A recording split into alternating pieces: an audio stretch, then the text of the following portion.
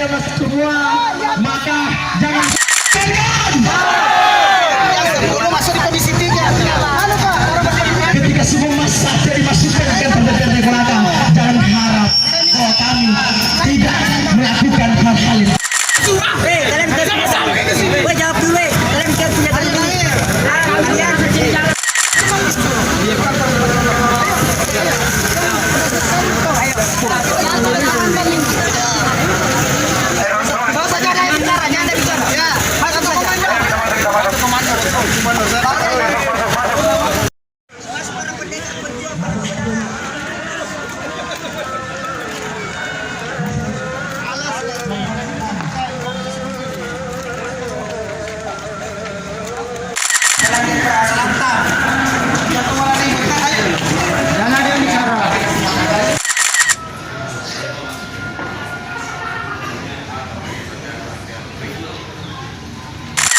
selama ini juga kemudian kami anggap itu perlu dan penting untuk kami sampaikan.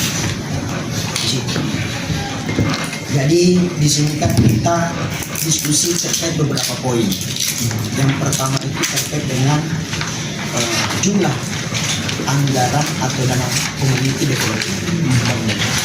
Yang kemudian kami anggap itu ada sedikit kami anggap bahwa dalam dua wilayah Antam beroperasi ini ada perbedaan biaya pengembangan pemberdayaan masyarakat terkait dengan dana konde. Kami punya data bahwa di Maluku sana, Maluku Utara sana, itu Antam mengeluarkan dana konde itu per desa itu 500 juta per desa sebanyak 16 desa. Karang Taruna itu 300 juta. Adat kurang lebih 500 juta kalau tidak salah. Saya mau nanya, Antam Pomalak keluarkan untuk 12 desa kelurahan di Pomalak berapa? Terus jangan itu hanya sekedar asumsi ya, kita bedakan berapa per tahun yang dikeluarkan oleh Antam di situ. Nah, terus persoalan perekrutan tenaga kerja, ini pengkhianatan bagi Antam yang dilakukan kepada masyarakat Kolaka. Abang-abang kami di Antam harus tahu dan mengerti kenapa anak-anak pemuda Kolaka setelah habis kuliah di Kolaka itu pergi ke Morowali, pergi ke Morosi. Bukankah Kolaka ini adalah kota industri? Antam ini sudah 55 tahun. Berapa sih lokal yang sudah direkrut? Skill dan non skill berapa? Kami, teman-teman kami keluar dari Kolaka hanya untuk apa? Untuk cari kerja. Malu dong kita ini di Morowali, di Konawe Utara. Mereka dari Kolaka bahkan rela untuk pindah KTP hanya untuk mencari kerja. Antam enak-enak saja memasukkan tenaga kerja dari Buli. Judulnya apa? Pelatihan. Ada nggak orang pelatihan di suatu perusahaan selama 4 tahun? Nggak ada itu. Kerja itu namanya. Coba bayangkan. Itu ratusan orang. Nanti ada sentilan-sentilan informasi yang kemudian menjadi dasar masuk ke Antam sehingga semua tenaga kerja dari Buli itu, ratusan orang itu dibawa kembali ke Buli. Dan berdasarkan juga tuntutan dari orang dari Buli untuk dikembalikan mereka. Karena sudah tidak pantas. Iya kan? Apakah karena harus ada orang dalam baru kita bisa masuk? Kalau seperti itu sampaikan secara terbuka bahwa Antam menerima tenaga kerja apabila kalian punya backingan di dalam. Bilang supaya semua masyarakat tahu. Abang harus tahu. Abang sebagai pimpinan di sini yang kemudian kami anggap punya kapasitas untuk melihat kondisi Kolaka yang ada hubungannya dengan Antam. Bapak jangan hanya tinggal di kantor saja.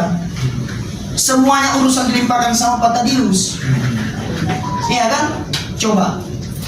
Saya sampai tidak angkat telepon Pak Tadius, saya bilang apa? Tidak ada intervensi dalam gerakan ini. Ini kepentingan untuk masyarakat Kolaka, saya bilang. Iya kan? Abang harus tahu.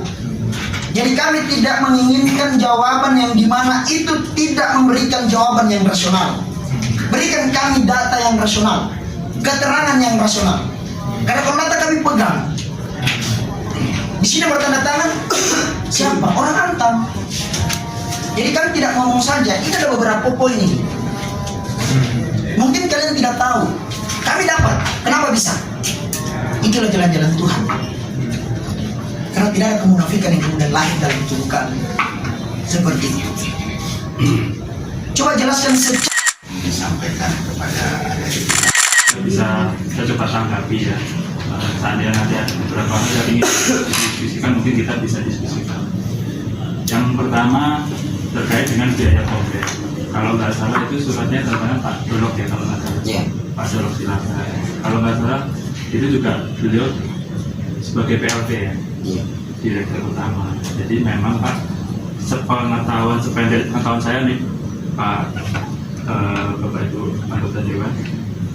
Jadi historinya karena memang munculnya surat itu karena ada beberapa kali pertemuan dengan stakeholder di Maluku Utara kaitannya dengan belum beroperasinya pabrik di Maluku Utara.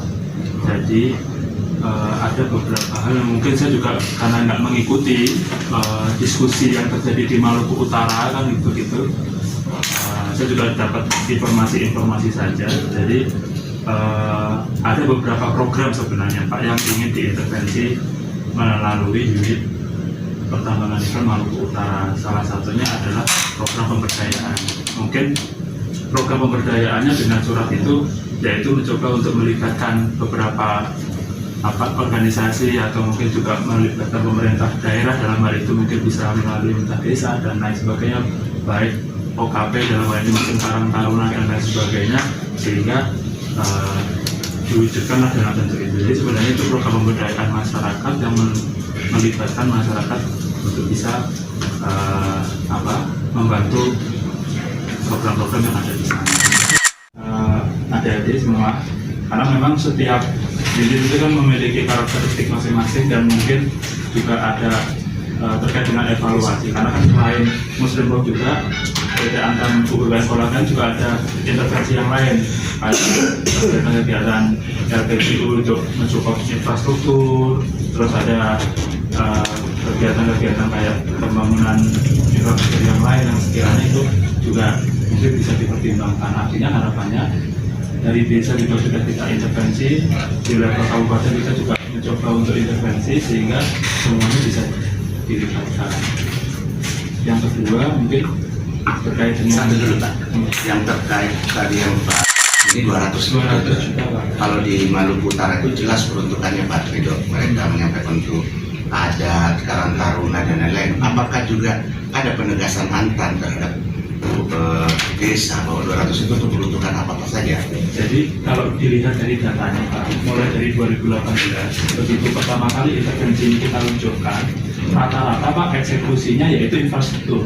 Karena juga kita maklumi bahwa di desa kan masih banyak infrastruktur yang belum memadai, kayak alat beton, kayak jalan usaha tani, terus mungkin drainase, terus bangunan-bangunan yang mungkin itu bermanfaat bagi desa. Tapi pada waktu kemarin itu kita yang tahun 2023 ini Pak, ini harapannya Pak dengan waktu yang sudah 4 tahun 5 tahun harusnya evaluasinya terkait dengan infrastruktur sudah terus Pak. Makanya pada waktu itu kita sampaikan juga ada Pak Kepala Kerjaan sama Pak Inspektor juga ada camat, ada desa-desa juga semuanya. Kita harapannya Pak di tahun ini kita sudah mulai mengarahkan pemberdayaan masyarakat.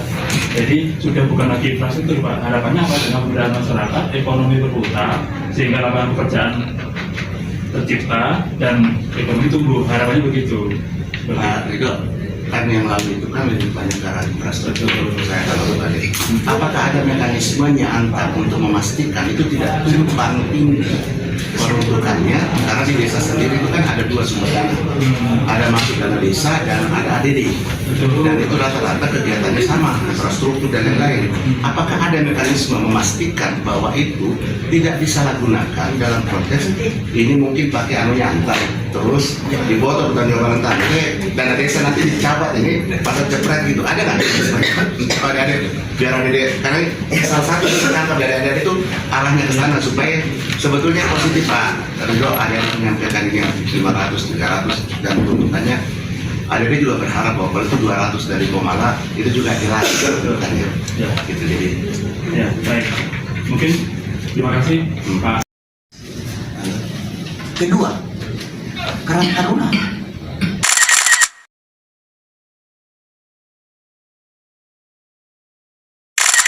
Selaku dari perwakilan teman-teman HMI Cabang Kolaka, itu kami sudah melakukan aksi demonstrasi di tanggal 16 Agustus 2023. Itu terkait dengan beberapa poin yang kemudian kami anggap itu ada sedikit hal yang kami anggap tidak ada pembagian kesejahteraan yang dilakukan oleh PT Antam Pemala. Karena kami mendapatkan data dari PT Antam Budi yang kemudian itu mengolokasikan anggaran dana kondek itu per desanya itu 500 juta dengan jumlah desa itu sekitar 16 desa dan kelurahan. Terus yang kedua, anggaran dana kondek ini juga dikucurkan ke lembaga yang dimana itu adalah Karang Taruna yang ada di Budi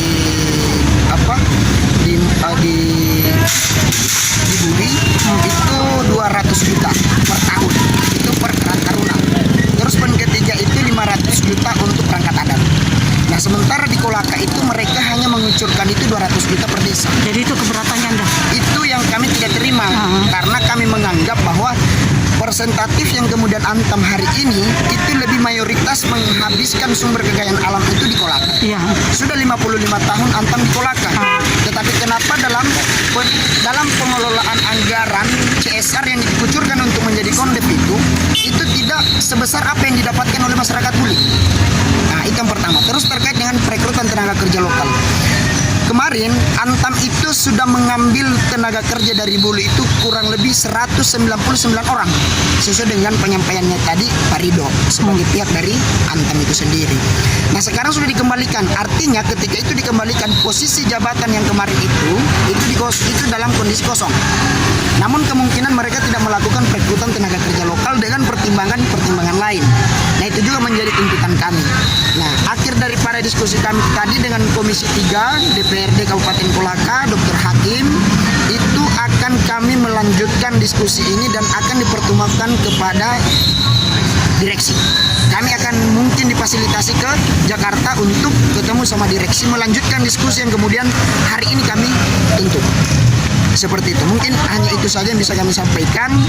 Jadi adapun soal informasi ke depan bagaimana, nanti akan tetap kami berkonsultasi dengan senior-senior kami dari media. Dari pihak Antam tadi Iya.